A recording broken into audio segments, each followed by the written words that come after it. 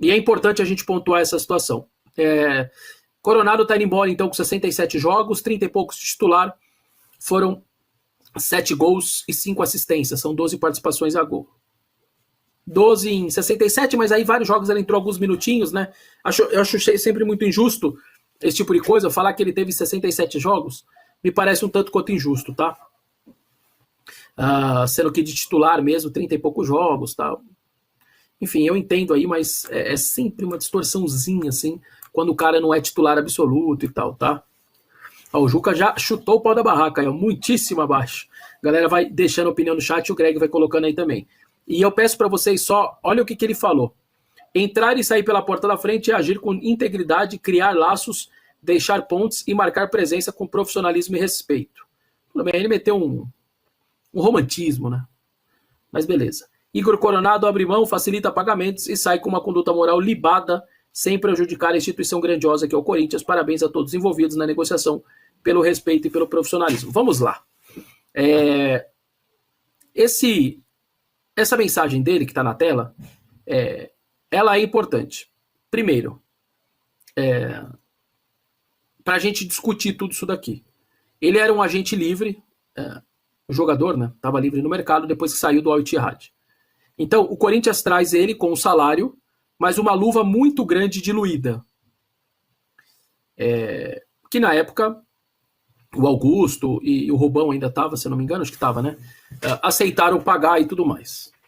Por isso que aquela vez, num podcast, ao ser perguntado, e aí as pessoas não lembram, né? Mas eu lembro. O Rosala Santoro, ele foi perguntado desta maneira. Rosala, é verdade que o Coronado vai ganhar 3 milhões por mês?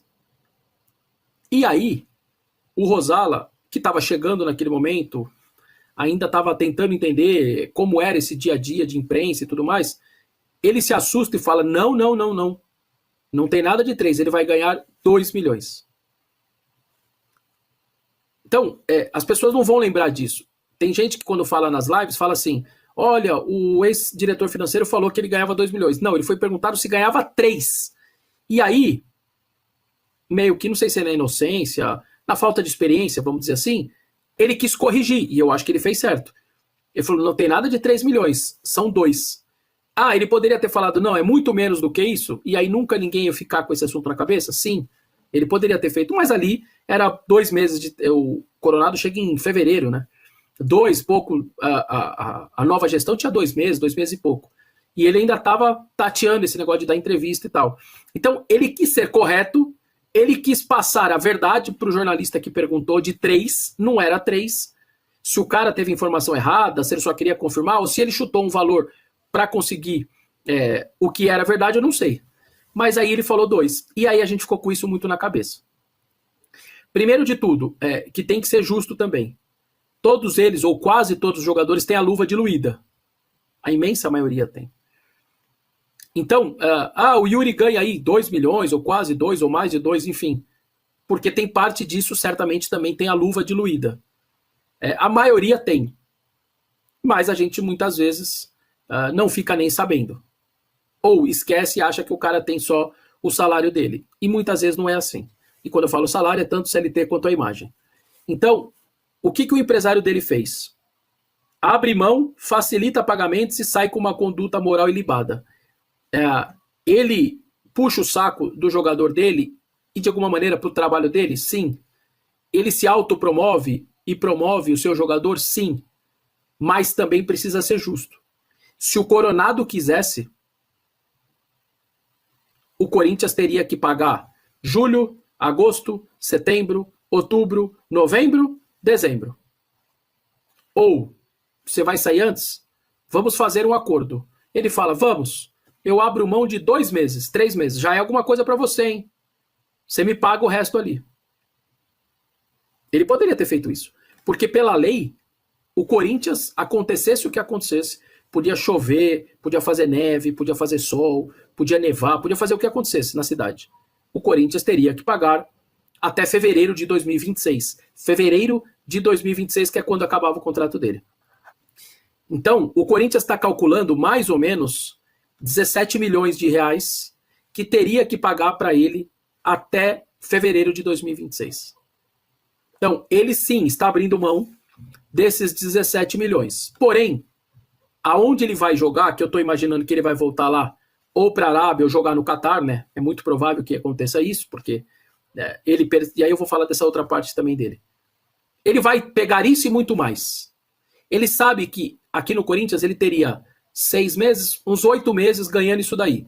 Se ele chegar lá na Arábia ou no Catar da vida e fechar por 2 anos a 2 milhões, 3 milhões, vai ser mais, tá? Mas enfim. Ele sabe que já compensou pra caramba. Então, ele sair a rescisão, quem tem que dar é o Corinthians. Só que pro Corinthians dar a rescisão, ele também tinha que abrir mão de alguma coisa. Mas eu repito, ele poderia abrir mão bem menos. Se fosse outro, nem abrir mão abriria. Então, ele também fez a parte dele. A gente não pode negar isso. O Coronado, o empresário dele, também tiveram o entendimento de não, ou de atrapalhar menos a instituição. Possível. Óbvio que ele não ia abrir mão da dívida que tinha com ele. Era cerca de 8 milhões para o Coronado e 1 milhão e pouco de luvas, não sei o quê, de comissão que não tinha pago para o empresário. E aí o Corinthians parcelou em 19 vezes. Por isso que ele fala do parcelamento. Ele poderia também falar, não vou parcelar tantas vezes, eu não quero parcelar. Mas o Corinthians ia falar, então você fica até o final do ano. E ele ia perder a janela também. Então, os dois sabiam que precisavam abrir mão de alguma coisa ou ceder alguma coisa. E fizeram. Acho que tanto o Fabinho nessa daí, e o Osmar, enfim, quanto o empresário dele, cada um cedeu numa parte. Me parece ter ficado bom para... Ele vai ganhar o dinheiro dele lá na Arábia de novo, no Catar. O Corinthians se livra de um grande valor pela frente e ainda consegue um acordo de parcelamento pelo que devia.